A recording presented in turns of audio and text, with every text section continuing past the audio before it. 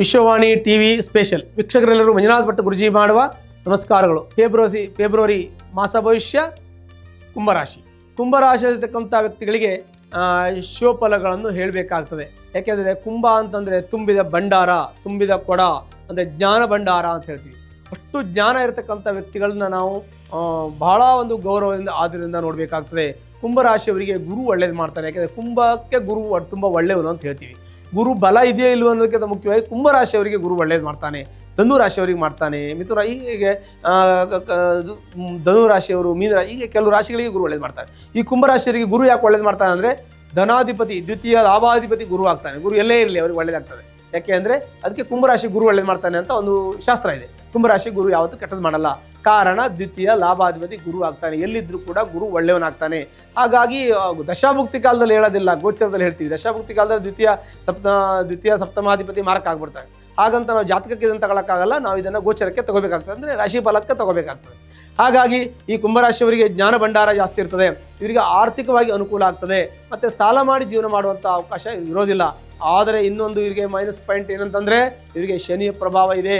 ಈಗ 7 ಶನಿ, 7.5 ಶನಿ ಹಿಡಿದುಕೊಂಡು ಈ ಕುಂಭರಾಶಿಯಲ್ಲಿ ಶನಿ ಇದ್ದಾನೆ.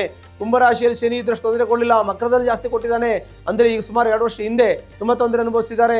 ಇವರು ದುಡ್ಡು ಕಳ್ಕೊಳ್ಳೋದು, ಆಸ್ತಿ ಕಳ್ಕೊಳ್ಳೋದು, ಮನೆತನ ಇದು ಕೆಲವೊಂದಷ್ಟು ಕಳ್ತನ ಆಗೋದು, ಈ ಥರ ಸಮಸ್ಯೆಗಳಿರ್ತದೆ. ಅದೆಲ್ಲ ಭಾಳ ಜಾಗ್ರತೆಯಿಂದ ಇರಬೇಕು. ಮನೆ ಕಳ್ತನ ಆಗೋದು, ದುಡ್ಡು ಕಳ್ತನ, ಒಡವೆ ಕಳ್ತನ ಆಗ್ಬೋದು. ಈ ರಾಶಿಯವರಿಗೆ ಸ್ವಲ್ಪ ಹುಷಾರಾಗಿರಬೇಕು. ಜನ್ಮರಾಶಿಯಲ್ಲಿ ಇರ್ತಕ್ಕಂಥ ಶನಿ ಪ್ರಭಾವ ನಿಮಗೆ ತುಂಬ ಇದೆ. ಆರೋಗ್ಯದಲ್ಲಿ ಕಿರಿಕಿರಿ ಆಗುತ್ತದೆ. ನಿಮಗೆ ತಲೆನೋವು ಬರೋದು, ಗ್ಯಾಸ್ಟ್ರಿಕ್ ಆಗೋದು, ವಾಯುಗೆ ಸಂಬಂಧಪಟ್ಟಂತಹ ತೊಂದರೆ ಹೆಚ್ಚಿಗೆ ಆಗ್ತದೆ. ಮತ್ತು ಶೀತಕ್ಕೆ ಸಂಬಂಧಪಟ್ಟಂತಹ ತೊಂದರೆ ಜಾಸ್ತಿ ಆಗ್ತದೆ. ಆರ್ಥಿಕ ಸಮಸ್ಯೆ ಹೆಚ್ಚಾಗಬಹುದು. ಅದಕ್ಕೆ ಜಾಗ್ರತೆ ವಹಿಸಬೇಕು. ಹಾಗಾಗಿ ತಾವು ಸ್ವಲ್ಪ ಹುಷಾರಾಗಿರೋದ್ರಿಂದ ತೊಂದರೆಗಳು ಪರಿಹಾರ ಆಗ್ತದೆ. ಯಾಕೆ ಗುರುವಿನ ಒಂದು ರಾಶಿ ದ್ವಿತೀಯ ಲಾಭಾಧಿಪತಿ ಇರೋದ್ರಿಂದ ಅದು ರಿಕವರಿ ಆಗ್ತದೆ. ನಿಮ್ಗೆ ಏನು ಹೋಯ್ತು ಅದು ಮತ್ತೆ ಬರ್ತದೆ. ಹೇಗೆ ಬರ್ತದೆ ಅಂತಂದರೆ ಈ ಶನಿಯ ಪ್ರಭಾವ ವಿಮುಕ್ತರಾಗಬೇಕು. ಶನಿ 7.5 ಶನಿ ಮುಗಿಬೇಕು. ಅವನು ಧನಸ್ಥಾನಕ್ಕೆ ಹೋಗಿ ಕೊನೆ ಭಾಗದಲ್ಲಿ ನಿಮಗೆಲ್ಲವನ್ನು ಕೊಡ್ತಾನೆ, ಎಲ್ಲ ರಿಕವರಿ ಮಾಡಿಕೊಡ್ತಾನೆ. ಅದಕ್ಕೆ ತಾವು ಕಾಯಬೇಕಾಗತ್ತೆ. ವೃತ್ತಿಯಲ್ಲಿ ನಿಮಗೆ ಯಶಸ್ಸು ಬರಬೇಕು ಅಂತ ಹೇಳ್ತೀವಿ. ವೃತ್ತಿಯಲ್ಲಿ ನಿಮಗೆ ಆಗಬೇಕಾಗಿತ್ತು, ಇಷ್ಟು ದಿನಕ್ಕೆ ಆಗಲಿಲ್ಲ ಅಂದರೆ ನಿಮಗೆ ಪ್ರಮೋಷನ್ ಸಿಗಬೇಕಿತ್ತು, ಪ್ರಮೋಷನ್ ಸಿಗಲಿಲ್ಲ.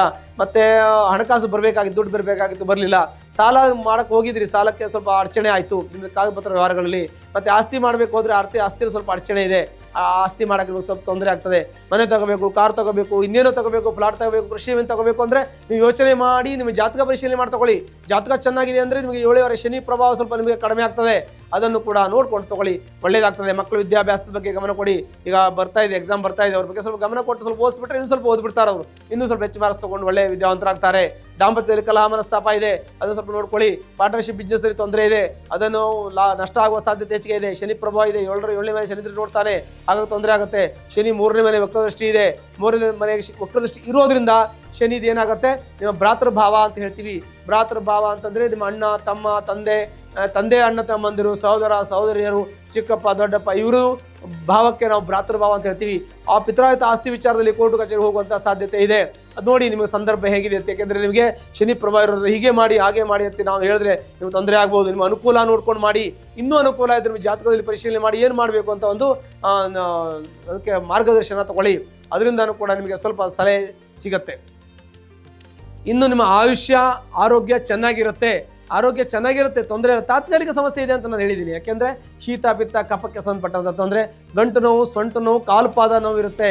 ಮತ್ತು ಸ್ವಲ್ಪ ಕತ್ತು ನೋವು ಇರುತ್ತೆ. ಅದು ನಿಮಗೆ ಈ ರಾಶಿಯ ಪ್ರಭಾವ ಶನಿ ಜಾತಕದಲ್ಲಿ, ಲಗ್ನದಲ್ಲಿ, ಅದರ ರಾಶಿಯಲ್ಲಿ ಇದ್ದಾಗ ಈ ಥರ ತೊಂದರೆಗಳು ಆಗುವ ಸಾಧ್ಯತೆ ಸರ್ವೇ ಸಾಮಾನ್ಯ.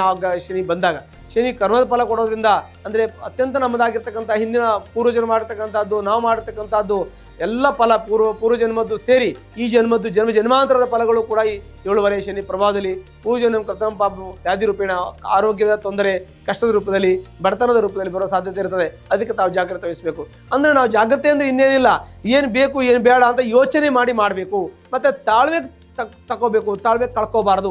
ಸ್ವಲ್ಪ ಕಾಲ ಅವಕಾಶ ತಗೊಂಡು ಯೋಚನೆ ಮಾಡಿ. ಇವತ್ತು ನೀವು ಮಾಡಿದ ಚಿಂತನೆ ನಾಳೆ ಇನ್ನೂ ಸ್ವಲ್ಪ ಇಂಪ್ರೂವ್ಮೆಂಟ್ ಆಗ್ಬೋದು. ಅದು ನಿಮ್ಗೆ ಇಂಪ್ರೂವ್ಮೆಂಟ್ ಆದಾಗ ನೀವು ಅದನ್ನು ನೀವೇನು ಮಾಡ್ಬೋದು, ಅವಾಗ ಇನ್ನೂ ಹೆಚ್ಚಿನ ಒಂದು ಒಳ್ಳೆಯ ಒಂದು ಫಲವನ್ನು ನೀವು ನಿರೀಕ್ಷೆ ಮಾಡ್ಬೋದು. ಹಾಗಾಗಿ ಅದನ್ನೆಲ್ಲವನ್ನು ತಾಳ್ಮೆಯಿಂದ ಕೂಲಾಗಿ ಸಮಾಧಾನವಾಗಿ ತಗೊಂಡು ಎಲ್ಲ ಒಳ್ಳೆಯದಾಗ್ತದೆ.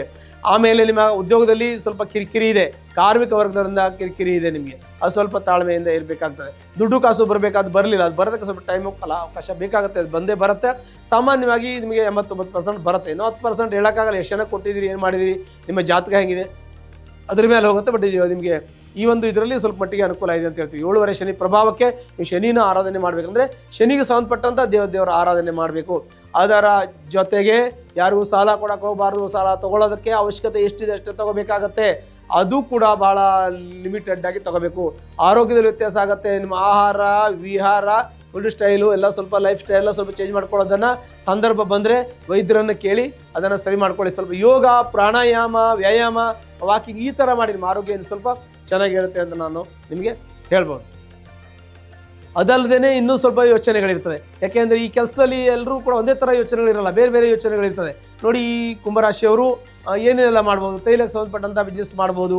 ಆಮೇಲೆ ರಿಯಲ್ ಎಸ್ಟೇಟ್ ಇದಕ್ಕೆ ಇವರಿಗೆ ಆಗಿ ಬರೋದಿಲ್ಲ.